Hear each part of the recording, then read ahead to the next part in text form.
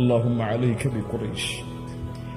யா அல்லாஹ், என்னை தொழுகையிலிருந்து தடுத்த இந்த குறைஷிகளை நீ அழிப்பாயாக என்று 10 பேருடைய பெயரை எண்ணினார்கள். அந்த 10 பேரும் பத்ருடைய போர்க்களத்தில் அழிக்கப்பட்டார்கள்.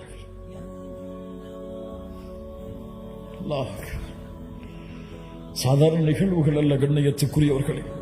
அல்லாஹ்வுடைய தூதர் ஸல்லல்லாஹு அலைஹி வஸல்லம் மறுபடியும் உத்பா இப்னு அபி முஆய்த்தால் சோதிக்கப்படுகிறார்கள்.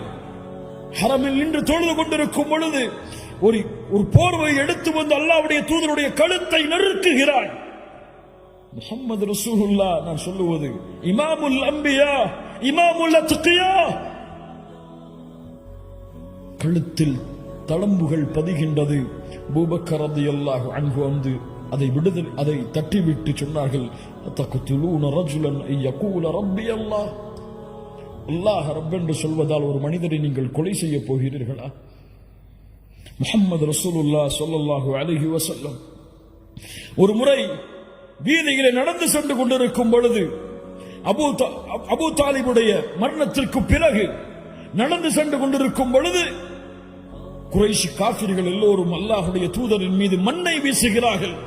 தலையெல்லாம் மண், முகமெல்லாம் மண் படிந்து முஹம்மது ரசூலுல்லாஹ் அழுதவர்களாக அவர்களுடைய வீட்டில் நுழைகிறார்கள்.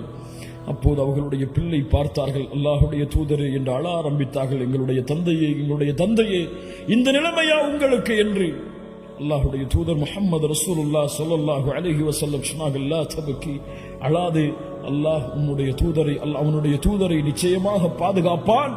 இந்த மக்கள் அபூ தாலிப் இருக்கும் வரை என்னோடு இப்படி நடந்து கொள்ளவில்லை, அபூ தாலிபுடைய மரணத்திற்கு பிறகு இப்படி நடந்து கொள்கிறார்கள். உலகத்தில் நமக்கு வரக்கூடிய சோதனைகளை எல்லாம் பெரிய சோதனைகளாக எண்ணி கவலையடைந்து கொண்டிருக்கிறோமே, முஹம்மது ரசூலுடைய சோதனையை உணர்ந்து பார்த்தீர்களா?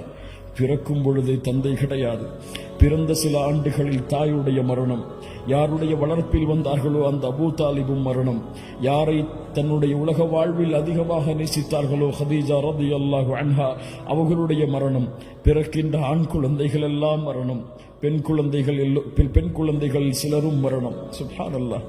வாழ்கின்ற வாழ்க்கையில் தன்னுடைய உறவுகள், தான் நேசித்த எத்துணை உறவுகளுடைய இழப்புகள் முஹம்மது ரசூலுல்லாஹ் ஸல்லல்லாஹு அலைஹி வஸல்லமுடைய வாழ்வில். ஆனால் இந்த கஷ்டங்களும் துயரங்களும் முஹம்மது ரசூலுடைய வாழ்வில் ஒரு சிறிய இடத்திலாவது பிரதிபலித்திருக்கிறதா? அதுதான் ஒரு சமூகத்தை வழிநடத்தக்கூடிய தலைவருடைய தலைமை பண்பு. அல்லாஹ்